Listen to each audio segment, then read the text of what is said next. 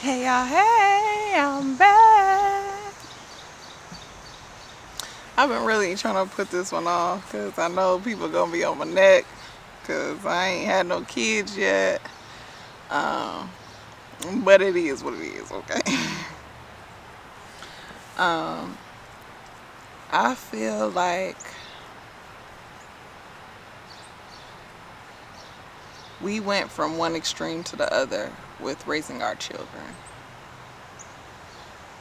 And some of us can't even see the flaws in us raising our children in the way we were raised. Um, as far as the negative ways we were raised. There's not much discipline anymore, um, other than the crazy screaming and threats that get no consequences. And some of these kids is out of control. They are out of control. And it needs to be reined in. And I know some people think like it's too late and you're just waiting for your kids to age out, turn 18 and go do their own thing. They are going to be chaotic adults. We're not mindful enough about how we're sending the people we raise into this world. I was having a conversation with my husband last week, and he was just talking to me about what I feel like is going to be different with how I raise my children, our children. And I was talking to him about the worst thing. Now, this is from just outside perspective, okay? Because I have watched people raise their children for the last 20 years. Okay, I know. I don't look old enough to be doing that, but that's counting for me being 14 years old, okay? I gave y'all to me being a teenager, right?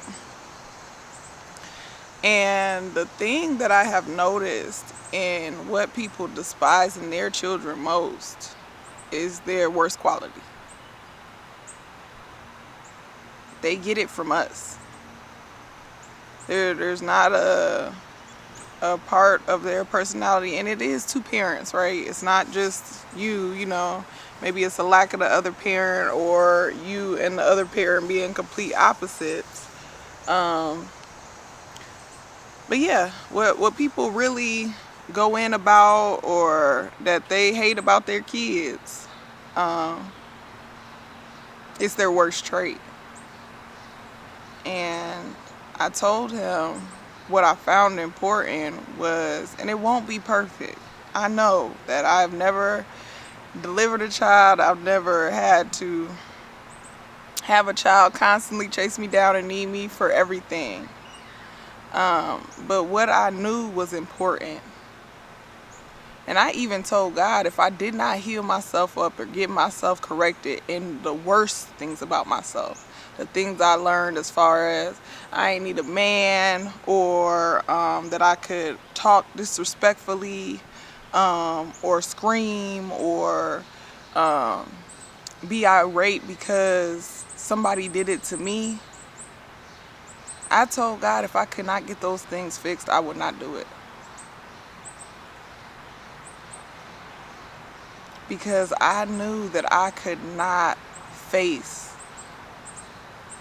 myself being a teenager or an adult and look at the pain I caused and say I did the best I could.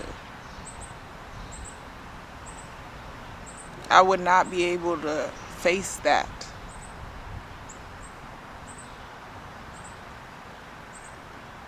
So I talked to God about the things that I knew stung people. Like, even because it's not just people's reaction to it. You know when you're moving wrong.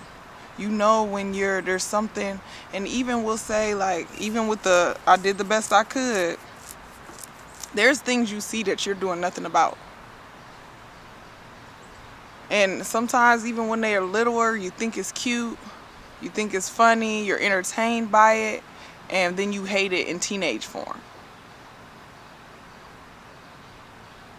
Because now they're standing face to face with you. And now they got a little gumption behind it. We have to be proactive. We have to be more proactive in that we are raising people. And there's been graduations going on, and so a lot of family functions and things going on. And we just had a family function, and she said she didn't know if she was going to be thrown anymore for a while because of how the kids were acting towards her husband. That's out of line. That's out of line at your line of sight is off your child, that they're being disrespectful to an adult and you don't got no handle on it.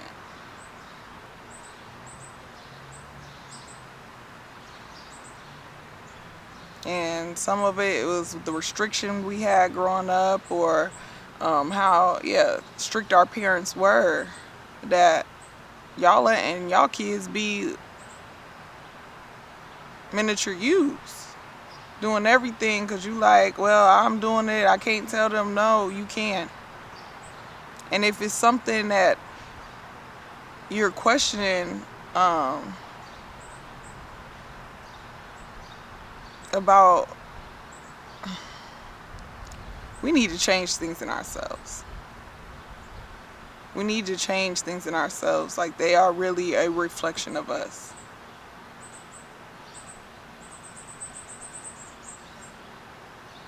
We have to know that we are not only grooming babies and toddlers to be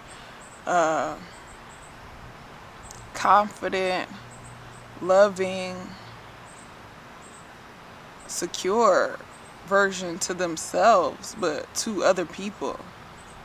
These people are about to be a part of somebody else's life and structure and future.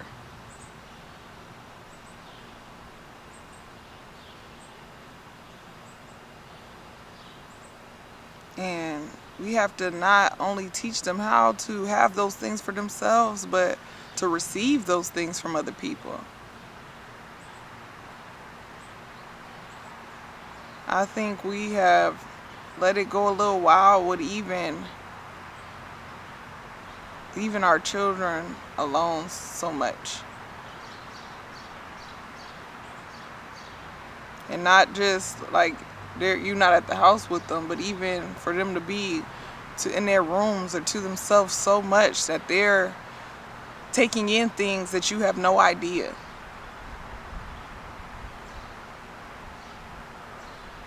The things our kids want to be a part of is so strange to me.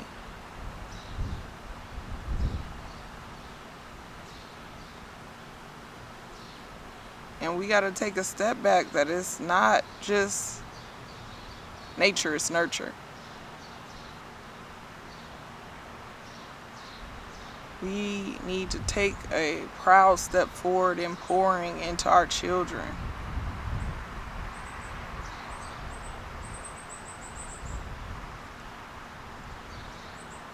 We have a responsibility to them. Y'all remember when y'all was kids, like, I didn't ask to be here. They didn't ask to be in the situations they're in. And you have to try harder to make it the best situation you can for them.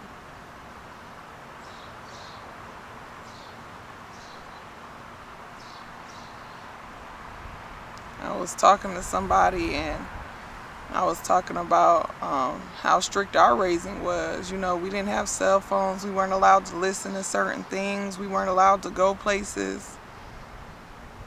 And I used to be upset because I'm like,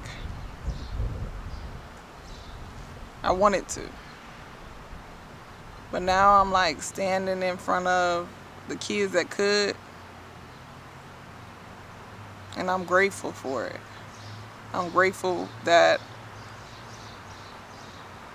I wasn't exposed to everything. That I wasn't allowed to just be out here, that I didn't have a cell phone, that I didn't have the internet access like everybody else did. It formed me in a different way.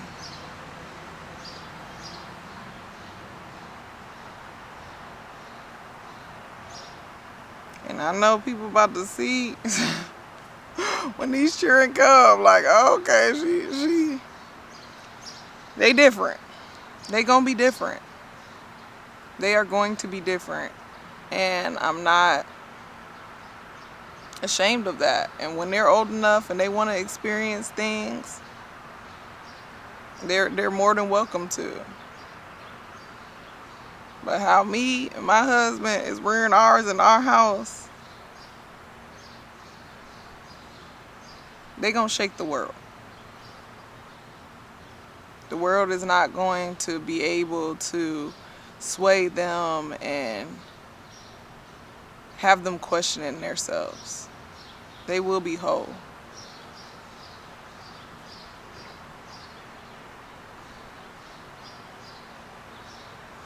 Just give it some thought, y'all. I know what I deserve. I know what you deserve. I love y'all.